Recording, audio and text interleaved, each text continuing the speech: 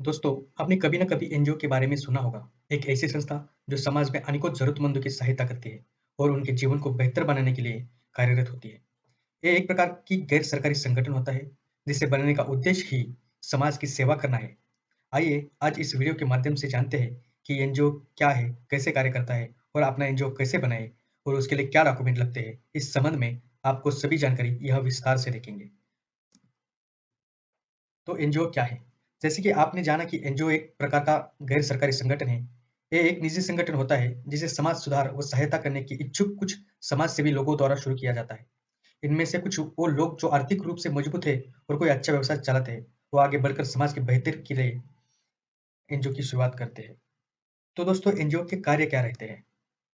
जैसे कि गरीबों को आदि भोजन उपलब्ध कराना, समाज के अकेले बुजुर्गों को रहने खाने की व्यवस्था करना, परित्यक्तों और विधवा महिलाओं को आवास व अन्य महत्वपूर्ण जरूरत की पूर्ति हेतु सहायता उपलब्ध कराना और गरीब बच्चों की पढ़ाई, खान-पान आदि अनेक ऐसे ही जरूरतमंद लोगों की सहायता करना ही इन एनजीओ के कार्य रहते हैं। हालांकि विभिन्न एनजीओ यहाँ बताए गए कार्यों के अतिरिक्त अन्य समाज उत्थान के कार्य भी करते हैं। एनजीओ के प्रकार।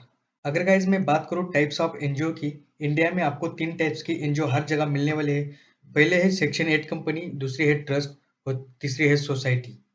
पहले टाइप्स के एनजीओ के बारे में अगर हम बात करेंगे, तो बेसिकली कंपनी एक्ट में रजिस्टर होती है। ये टाइप के एनजीओ जो होते हैं, वो नेशनल लेवल पे काम करती है। इनके ऊपर हाई ट्रांसपेरेंसी होती है, साथ में उनको अच्छी खासी गवर्नमेंट के थ्रू ग्रांट वगैरह भी मिलती है। बाहर से भी उनको अच्छा खासा डोनेशन आता है।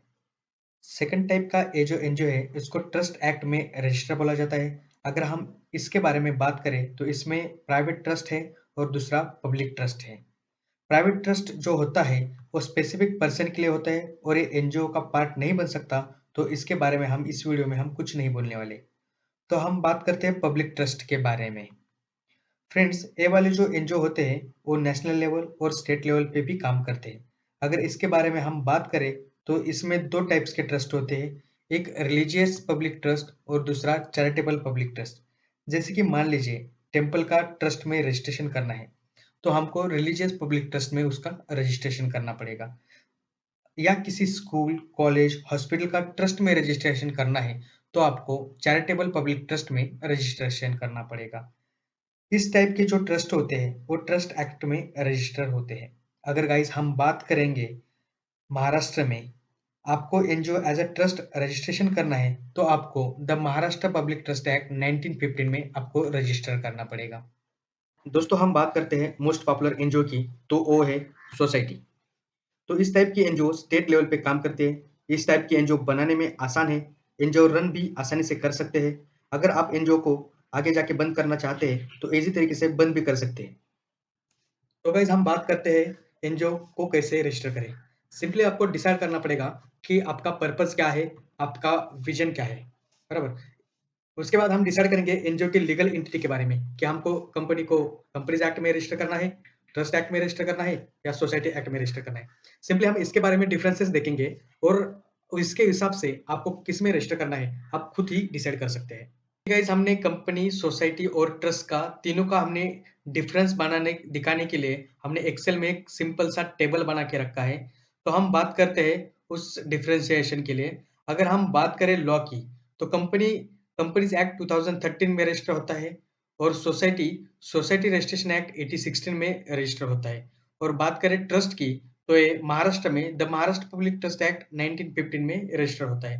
अगर बात करेंगे उनकी रजिस्टर ऑफ अथॉरिटी की, वो है कंपनीज एक्ट के लिए आरओसी, जो कि हर स्टेट में रहता है और सेंट्रल लेवल पे भी उसका एक ऑफिस रहता है। तो आरओसी उसका रजिस्टर अप्रूवल देता है। अगर हम बात करेंगे कि सोसाइटी की, तो हर डिस्ट्रिक्ट लेवल पे एक पीटीआर ऑफिस होता है और पीटीआर ऑफिस में रजिस्ट्रार होता है और रजिस्ट्रार सोसाइटी का रजिस्ट्रेशन करके देता है।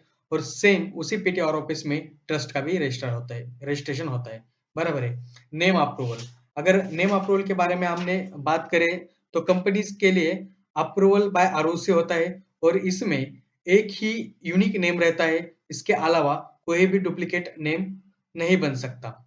इसमें भी सेम सोसाइटी में भी कोई भी डुप्लीकेट नेम नहीं रहता और same in case of trust भी है, बराबर। और मिनिमम मेंबर की हम अगर बात करेंगे, कंपनी में मिनिमम 2 डायरेक्टर की जरूरत होती है। सोसाइटी में 7 डायरेक्टर की जरूरत हो सॉरी सोसाइटी में 7 मेंबर की ज़रूरत होती है और ट्रस्ट में 2 मिनिमम मेंबर लगते हैं। एरिया ऑफ ऑपरेशन, अगर हम बात करें कंपनी की, कंपनी नेशनल लेवल पे काम कर सकती है, वही सोसाइटी स्टेट लेवल पे और ट्रस्ट जो है वो सेम नेशनल लेवल और स्टेट लेवल पे दोनों पे काम कर सकती है। एनुअल कंप्लायंस के बारे में अगर हम बात करेंगे तो ऑडिट रिपोर्ट हर साल करना पड़ेगा, आरओसी के कंप्लायंस भी रहते हैं और इनकम टैक्स के भी कंप्लायंस रहते हैं।